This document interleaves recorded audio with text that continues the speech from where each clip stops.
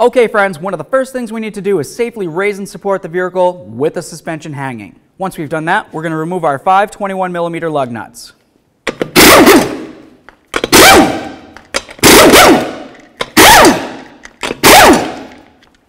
Let's get the wheel off of here.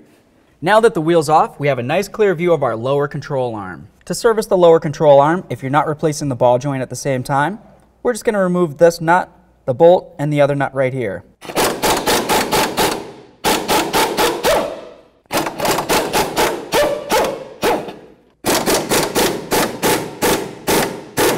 Okay, so as you can tell, it's starting to put pressure right up along here.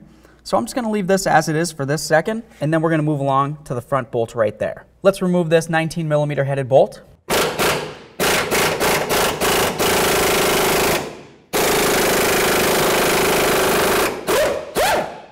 All right.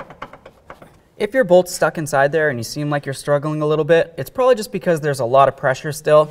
If you wanted to, you can move along to the rearward bolt. Once that's loose, we should be able to move this around and the bolt might come out a little bit easier. The bolt that you can see from the bottom also comes up along the top area right there. We're going to use a 19mm wrench to hold that nut, and then from the bottom, we'll remove the bolt.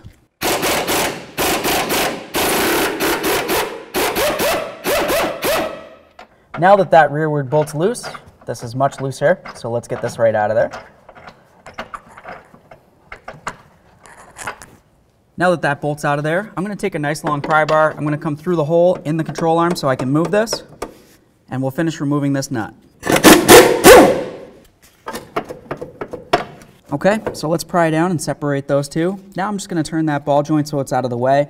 You want to be very careful not to damage the boot in any way. At this point, I can bring this control arm up a little bit, just like this, and it'll apply less pressure to the bolt, and we should be able to take it out. Now let's pull the front area out of the subframe, and then of course pull out the rear area. Let's spray the area with some penetrant just to help it slide out of there. As you can tell, the bushing area is kind of kinked off to the side. That's of course going to jam things up a little bit, so you're going to need to use a pry bar, do whatever you can. We're going to pull it straight out towards the front. There it is, friends. The next thing we need to do is take a look at the mounting areas where the control arm is going to go. If it looks like it's got a lot of crud or buildup, you need to make sure you get it out of there, at least as much as possible, because we don't want anything restricting the area. Don't forget about the front one. If you have access to any copper never-sees, I always like to put a little bit kind of around where the bolt holes are, just to help that control arm bushing slide right in. Do it in the back and in the front if you have some.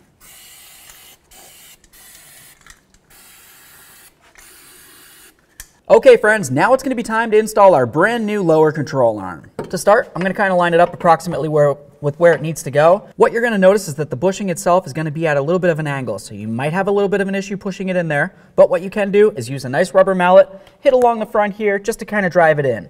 If it seems as though the bushing is going at too much of an angle, it's going to get caught, so just go right along the lip with a pry bar and your hammer and just give it a couple loving bonks until it slides in.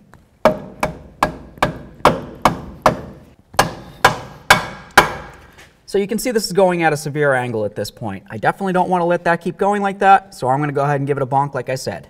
To continue, what I like to do is just use a nice bungee cord or whatever you might have for a strap, and just try to strap it up so there's no way that it can fall down and potentially hurt you while we continue. Now the next thing that we need to do is of course line up the bushing with the hole at the mounting point. You can go ahead and use a pry bar, and I also like to have a nice screwdriver like this so I can get up through the hole. Use the pry bar, move it around to any direction that it needs to go to be able to line up the hole. To check it, just go ahead and use your screwdriver, come right up through there, and then of course you can wiggle it around a little bit to make sure it's perfectly aligned.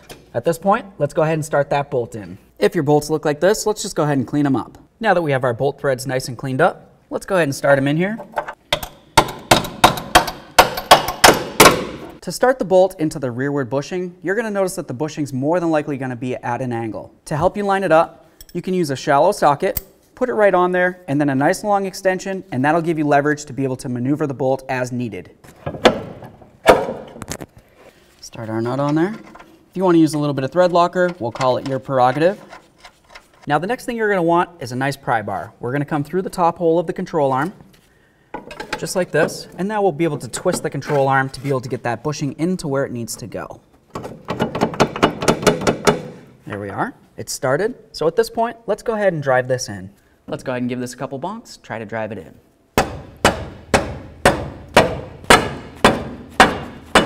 Let's line up that hole. Let's try to line up the hole here. Take your bolt.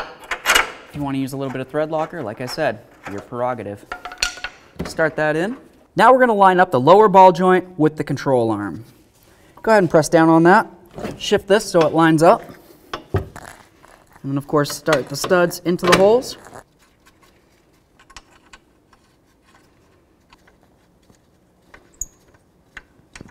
Let's snug them up. I always like to start with the bolt first.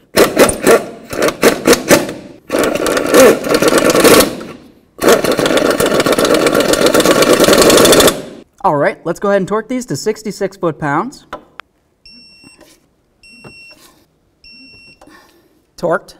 The next thing we need to do before we can start snugging up the inward bolts is to put load on the suspension. What I mean by that is you need to jack up right under here. We just kind of want to make it so that the control arm is sitting as though the vehicle's on the ground.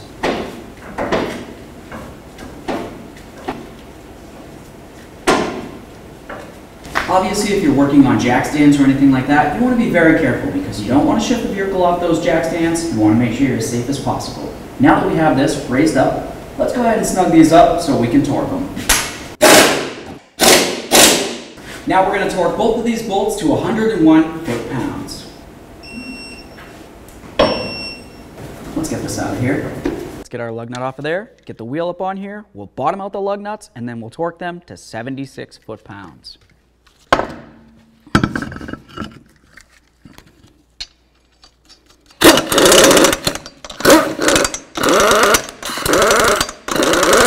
All right, let's torque them in a crisscross manner.